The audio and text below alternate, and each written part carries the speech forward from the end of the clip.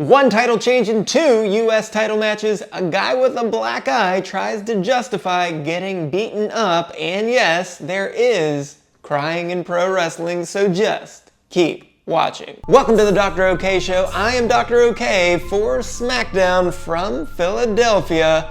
So as always, we're just keeping it real, so let's start with the matches and just keep getting some hang time as Tiffy time goes to the skies to avoid a splash and land a prettiest moonsault ever to pick up a non-title win. So Tiffy is the ones, and she had an aerial assault all throughout this match with a couple double stomps, swanton variants, and of course that handspring back elbow before landing the prettiest moonsault ever. So she improves to 6-0 in one-on-one matches, already surpassing her 2024 one-on-one win total. So Piper is the 2s, and she did land a cannonball to the floor and also a sidewalk slam, but she was no match for Tiffy here and drops to 1-3 in one-on-one matches. So Charlotte actually showed up and chop blocked Tiffy's left knee after the match and then put in that patented figure 8 to send a message. And she then repeated later that she'd be everywhere that Tiffy is. And then she also said that the women's division has gotten soft. And apparently b-fab overheard that and said that no one wants to compare themselves to Charlotte anymore. So Charlotte said that everyone eventually bows down to the queen and challenged her next week on SmackDown. But we will have to give Charlotte a fine for attacking Tiffy. And while Tiffy showed good athleticism here, Chelsea couldn't even bother to show up for Piper, so I can't bother either, and this gets a not okay. Up next, we just keep sliding back to the pack as the Motor City Machine Guns get caught right before a Skull and Bones as Wilson pushes Shelley off of the turnbuckle and Prince pins Sabin with a backslide to steal a win and become the #1 contender for the tag team titles. So Pretty Deadly is the ones, and they didn't do much in this match, but they took their opening and have won their last 2 decisions to go to 2-2-1 in all tags. And Los Garza is the 2s, and they had the move of the night with moonsaults in stereo in opposite directions to take out everyone on the floor, but they later got an earful from Escobar until Andrade came up to Berto saying that he deserves better than that. But nonetheless, they've now lost 3 in a row and are 1-3 in all tags. And the Machine Guns are the 3s, and they are indeed backsliding back to the pack. And Sabin did have a nice flurry with a Hurricane Rana, Tornado DDT, and a suicide dive onto 3 men on the floor. But they've now lost 2 of their last 3 and are 4-2-1 in all tags. Well, this match had some moments to it, but not enough for a #1 contenders match, so it gets a double not okay. Third, we just keep seeing more of the same as Solo Sikoa still can't get on track as he misses a Samoan spike and walks right into a power slam, so Braun Strowman picks up a DQ win, and indeed Strowman is the ones as he figured out the repeated hip attacks from all of these new Bloodline members, if you want to call them that, as Strowman landed a big boot and then a freight train. But of course, Tama Tonga had to come out to break up the pin after that power slam, so that caused a DQ in this one.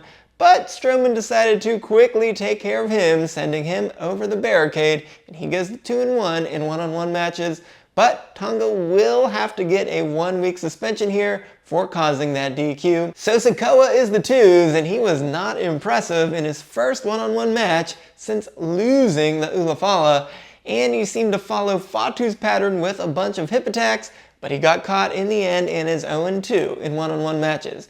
Now, after taking care of Sikoa and Tonga, Jacob Fatu tried to come to their rescue, but Strowman did not back down as he went face to face, but he caught 2 straight super kicks to the face before he turned things around, catching Fatu's suicide dive and then chokeslamming him over the announce table. But Fatu somehow got right up from that and leaped at an unaware Strowman, sending him over the barricade and through the crowd, and they eventually ended up on top of an equipment box where Strowman was able to wriggle free from a Samoan drop and then threw Fatu through some tables down below. But amazingly enough, Fatu got up pretty quickly after taking that fall, but there was no further action.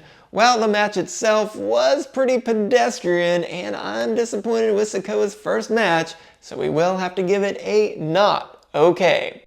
However, the Strowman-Fatu showdown was much more interesting, and these two are obviously not done with each other, and that will get an okay. Next, we just keep hiring more Hervis as Alba Fire came out in a hoodie to pull Chelsea Green away from a surefire pin and then delivered a Canadian destroyer on top of some chairs and placed Chelsea on top of Michin to retain the women's US title. So Chelsea is the ones, and she came out in her Cactus Chels gear, ready for a street fight, and she attacked Michin while Michin was going to the ring. And even though it is a street fight, the match hadn't started yet, so Chelsea does have to get a fine for that.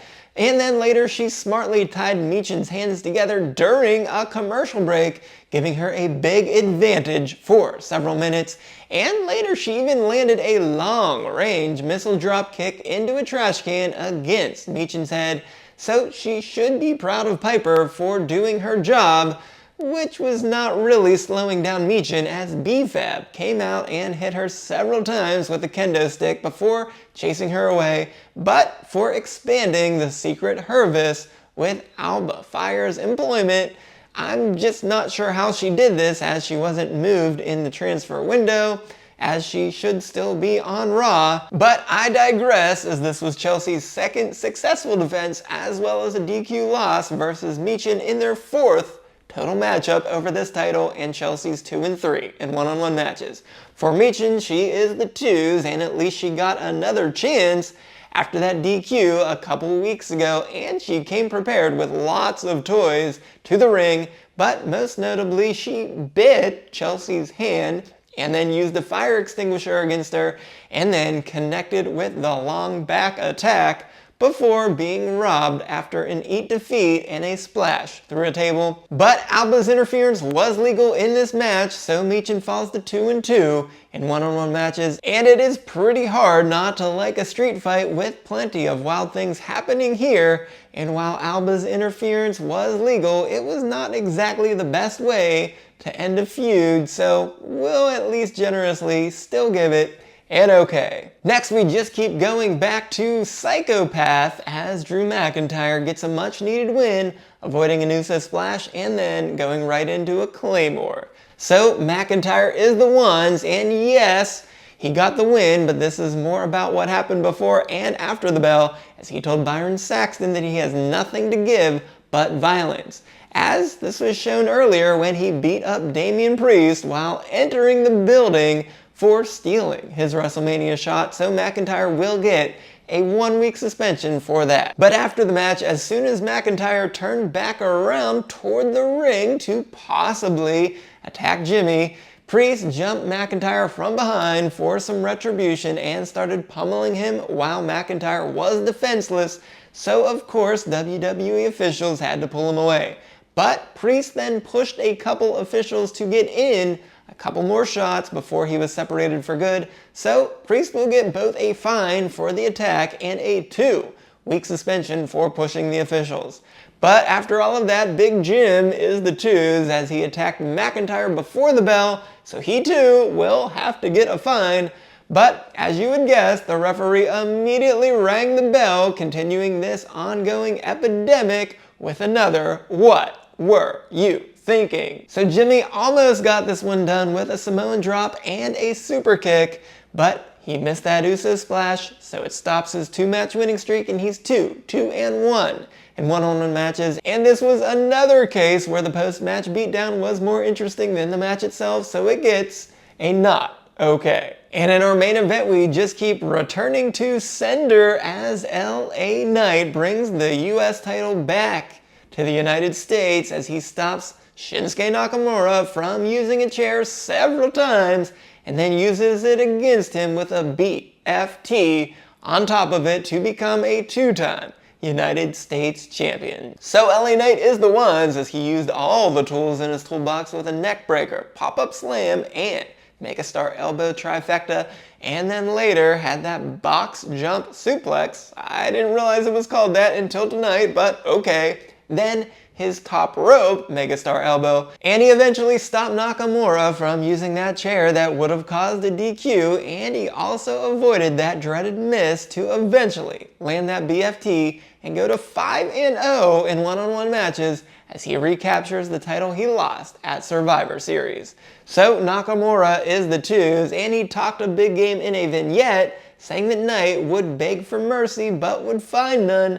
However, he did try to break his neck seemingly with an ugly suplex, and that didn't work for him, so he thought he couldn't win this one and tried to use the chair, and then the missed. And when the ref was down, Nakamura was able to land a Scorpio Rising, which I don't recall seeing anytime recently, and it seemed like he would have gotten the 3 count from this move. However, he tried the chair again when there was no ref, and unfortunately for him, he was the one that got the chair-enhanced trauma. So this ends a 97-day title reign with no real defenses and just a DQ loss tonight. And he goes to 1-2 in one-on-one matches, and he did quite a disservice to the title and to all samurai out there as he stooped to that chair as just another example. So this has to get a not okay. And beyond the mat for SmackDown, Randy Orton opened the show saying that he respects Kevin Owens the wrestler but has a problem with Kevin Owens the man, saying to never underestimate a jealous man's ability to destroy another man. And while this is a warped view of reality because KO is always right, it was interesting when he said that something came over him that he hadn't felt in a decade, saying that the voices told him to kick KO in the face, so he's out to prove that Pat McAfee is only the second best punter in the WWE. And while I don't necessarily blame Orton because he did suffer a pretty bad injury here, he is certainly wrong about KO's actions towards Rhodes and Zayn, so for now, we're glad to see him back, and we'll give this an okay. Nick Aldis drew a bunch of arrows on a whiteboard trying to explain the men's tag division, and this led him to that triple threat match, and then also to a title match next week between the Street Profits and DIY, with the latter saying that they're the best tag team in the world, so they held a moment of silence for the Street Profits title chances. Byron Saxton foolishly interrupted this moment of silence, so DIY stopped him from speaking, and I have to say it's never a bad idea to stop Saxton from speaking, but all of this was just too convoluted and was given too much time, so it gets a not okay. But back to Randy Orton, and he later interrupted The Miz and Carmelo Hayes in Aldis's office as Miz tried to make a premiere of Mello Don't Miz with Cody Rhodes for next week, and Aldis in fact granted this, but it was called The Miz TV instead of Mello Don't Miz in that promo for it. Nonetheless, Hayes also said that Rhodes fumbled the ball on the 1-yard line, and then Randy Orton repeated that after he got a match against Hayes for next week, so this was pretty fun and gets an okay. Bianca Belair asked Naomi to come out to explain herself after what happened at the Chamber, and Naomi ducked Bianca's direct yes or no question multiple times as to whether or not she attacked Jade.